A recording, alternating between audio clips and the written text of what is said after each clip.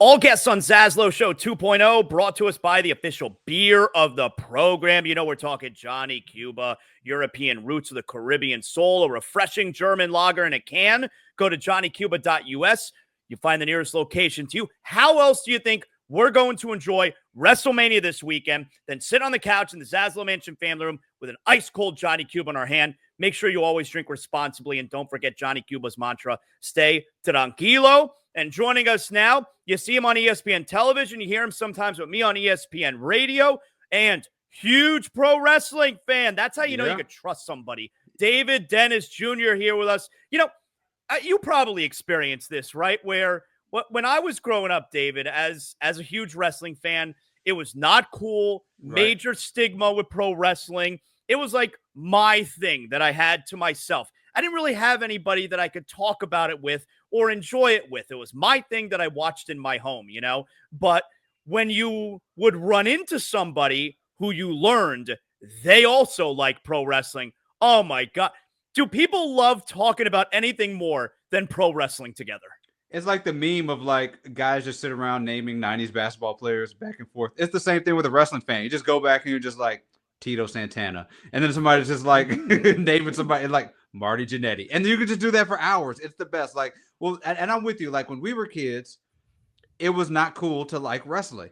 But it's funny though, because at this age, so many people our age are like, I remember I used to love wrestling back in the day. Where were you when I was looking for a friend? Either you're lying now, or you were lying then. Either you're a big wrestling fan now and you're lying about being a wrestling fan back then, or you were a big wrestling fan back then, or were too ashamed to show up to school and try to hit somebody with the elbow drop off the desk and get in trouble like the rest of us.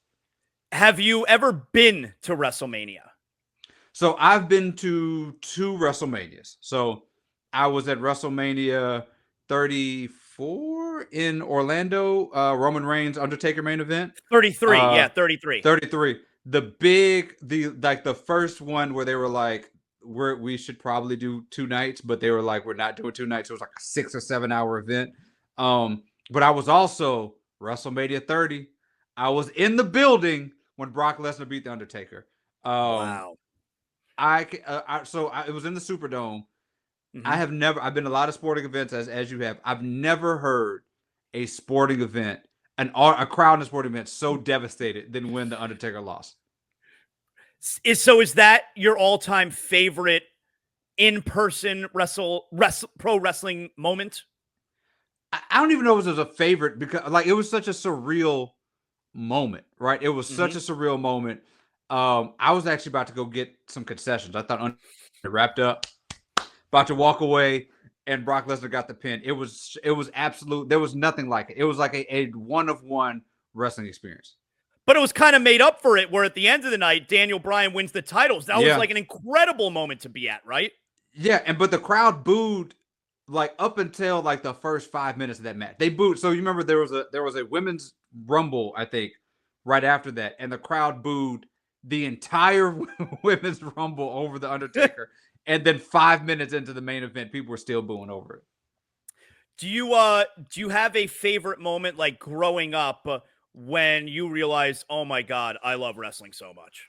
Ooh, probably the first moment I really, really remember being like enraptured in wrestling was Macho Man, career versus career against Ultimate Warrior. Yes. WrestleMania 5 or 6, one of those. WrestleMania 7. 7. Okay, WrestleMania 7. Macho Man fighting for like loses the match.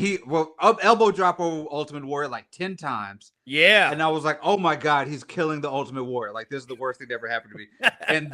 and then Ultimate Warrior wins, and then Macho Man and Elizabeth make up at the end. Yes. And complete the greatest love story in television history. I don't want to hear about Joey and Rachel or whatever, Ross and Rachel. I don't want to hear about them. It's Macho Man and Elizabeth, the greatest love story in wrestling.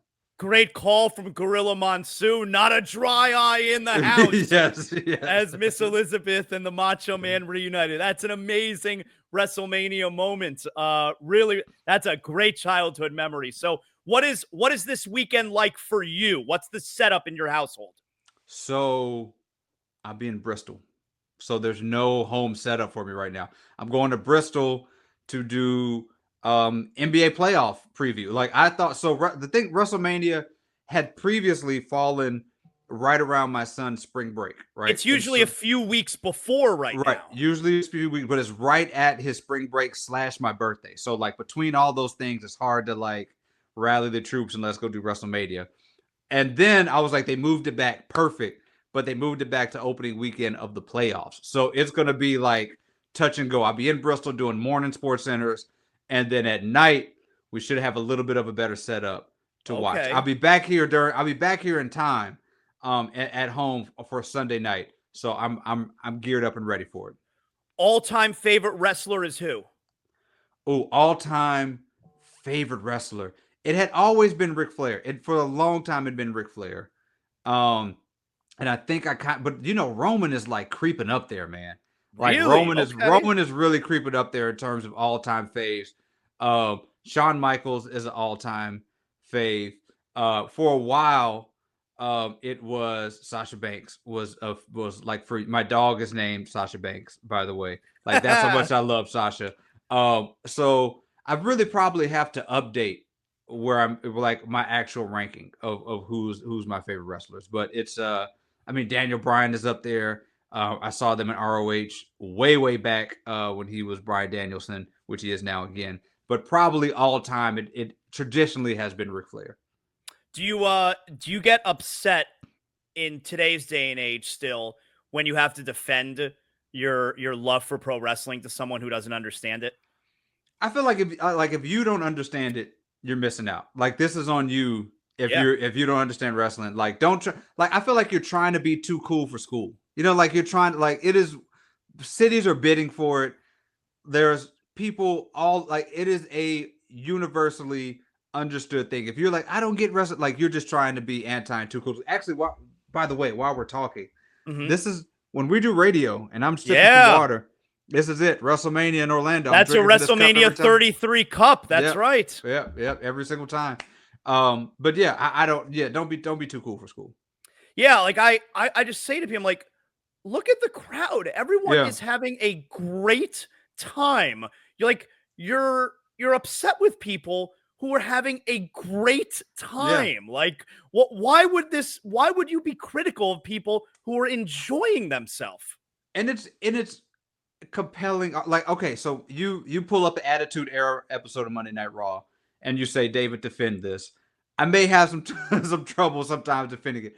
There's like high level art going on in wrestling, especially now. Like you try to watch the Bloodline storyline with Roman and Jay and Jimmy over the last 3 or 4 years and tell me that that's not like actual good wrestling, like good storytelling. Like it's great storytelling. Naomi, Jade, Bianca Belair, like that is great storytelling. Like there is like legitimately, and I know Paul Heyman's been banging the drum on getting Emmys for wrestlers and things like that. But I'm not sure I would go that far. But the Bloodline story was one of the more compelling stories in all of television for like 2 or 3 years. All right, so let me ask you about a couple of the big matches. Let me get your opinion. All right, world title, Gunther, Jey Uso. Who do you think's going to win? Who do you want to win? It's Jay's time. It's Jay's time to win. I want to see Jay. He brought up a good point in an interview recently. He wants to open the show. I think you absolutely open the show with Jey Uso. Yeah, if you're not the last match, you want to be the first match. Open the show. They've been kind of opening the shows with like the secondary world championship for a while now. I think Seth and Drew opened the second night, right? They opened the second night. Seth and Brock Lesnar opened one year for the title. Yeah, they opened it. Yeah, like I think you open the show, Jay, Gunther. You get the crowd. The crowd is already into it. They're not tired. You get them at their peak. Open the show with it, and Jay comes out with the good tone setter for the night, especially if Jay wins. A great tone setter. Yeah, and I think they're going to have a great match. I know everybody gives Jay a hard time. They're going to have a great match. He's got some pressure on him because, what was it, one-on-one last year against his brother? That was not a good match. That was a stinker. That was a stinker match. That was very disappointing. Those matches never really do well, though, right?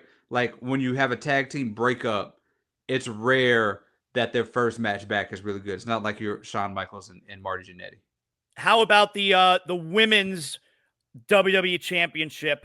Tiffany Stratton, Charlotte Flair. I cannot wait. Like, this is one of those. Maybe they're working us all because, like, for those who do not know, they kind of went off script, and there's like maybe some real tension there. I think Tiffany Stratton is going to win. But I feel like this is one of those where we like there's some real stuff going on. It'll be interesting to see how the actual match goes. I'll be glued to my seat watching to see the actual like this. Like, for those who watch it, these people hate each other in real life, it seems. Yeah. And like they Yeah. have to go and cooperate live in front of 80,000 people. I can't wait to see that one. I think it's going to be a show stealer. Yeah. The main event for night one, Roman, Punk, Rollins. Who you got? So that one's so that's tough. I think Punk gets his WrestleMania moment. I think he gets his WrestleMania moment. He leaves winning the main event, and then I think we maybe branch off with Roman and Seth. The other thing that could happen is we can get a Paul Heyman swerve. Paul may walk up out of there with Seth Rollins. Who knows? Like, that Paul Heyman is still in the mix somewhere, but right now my gut says CM Punk.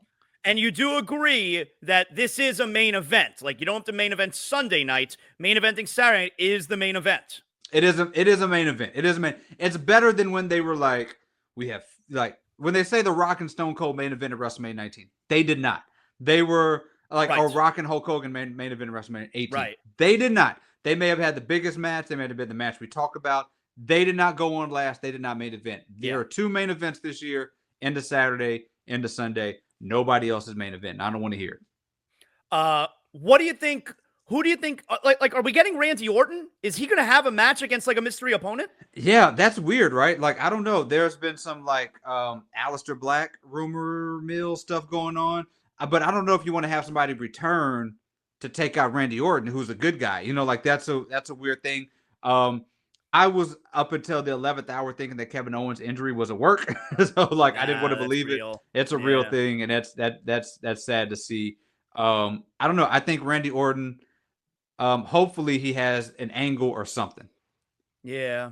Usually in that spot, they over deliver. If you got to replace someone, you want to over deliver. So I'm hoping they come up with something fun. The main event for Sunday night, Cena, Cody. Who you got? We're getting heel Cena. I think we're getting heel Cena as champion, and he goes home, whatever. He disappears with the belt for a month, maybe, or who knows what. I think John Cena runs through everybody on this run. I think he beats Reigns. I think he beats Punk. I think he beats everybody up until somebody, I don't even think they know who it is, somebody at the end of this year dethrones him and ends his career. Maybe it's two different matches. Maybe you do like a Punk and ROH thing where you dethrone the heel, then he comes back for one match, he's a babyface, and everybody sends him all kind of love or something like that. But I think this is the summer of Cena where he runs through everybody as a heel and just everybody hates him. You know, I don't know if it's a spoiler or not, but they're advertising Backlash next month is in St. Louis, which is Randy Orton's hometown. And on the poster advertised to the show is Randy Orton and John Cena. There you go. I think we're getting Cena versus all the big guys, and he's going to cheat and do whatever he can. And maybe Travis Scott will be his manager, and he'll. I hope this Travis Scott. Cody Rhodes was on with Stephen A. on First Take yesterday, and Cody Rhodes said, my pal Peter Rosenberg asked Cody Rhodes about Travis Scott. He said Travis Scott's got a receipt coming. Yeah. Travis Scott better stay far away from it. Like, that was a real legitimate. I didn't like that. That made me mad. I didn't like that. I didn't like it either. He got carried away. He had a little too much dip on the chip. He's gonna be in that ring, and somebody's gonna. It might not even be Cody Rhodes. The next time he's in the ring getting physical, somebody's gonna lay him out. He's gonna get a receipt coming. Finally, do we get The Rock this weekend? Rock, where you been? Come on. Yeah, like so here's my question for you. Like, I would like to see The Rock, but the question is, if we knew The Rock was gonna go away, right? Do you think they should have saved the Cena heel turn for WrestleMania itself? He turns heel and takes the belt off of Cody, or do you like that we had the heel turn and then the match? I like it because I've enjoyed. He's on SmackDown tonight. You know, SmackDown before Mania. I've enjoyed the heel promos and all of that, which of course we could have gotten after WrestleMania if that's when he did it. But I wish. Look, I'm willing to let stories play itself out, and if we get Rock tomorrow night, maybe everything makes sense as far as why Rock has not been around for the last 2 months. So I'm willing to let it play out. I'll be disappointed if Rock's not there in some fashion tomorrow or Sunday. Yeah, I mean, there is this thing. There's been some speculation. I know. Did you see the speculation that he may get, he may walk out of here with Cody and Jey Uso as a heel. With Cena and Jey Uso as a heel faction champion. Everything is something. Yeah, everything is something. So who knows? Yeah. David, tell everybody how they can catch you and listen to you. So you can catch me on the internet, David D TSS on all the social medias, but also I'm on Around the Horn. I'll be on SportsCenter this weekend, radio, as often as I could possibly be on radio. Just all the things, talking lots of hoops, talking basketball. All the things. You can catch David Dennis Jr. David, excellent job. Thanks for coming on the show. I appreciate it. Thanks. Oh, Ball Up Top. You can't forget Ball Up Top, the show that ZASLOW crashed with his heat propaganda a couple weeks ago. Ball Up Top is over on Andscape's YouTube channel. We're talking a lot of hoops there too. Awesome. Thanks, David. We'll talk soon, man. Thanks a lot, man.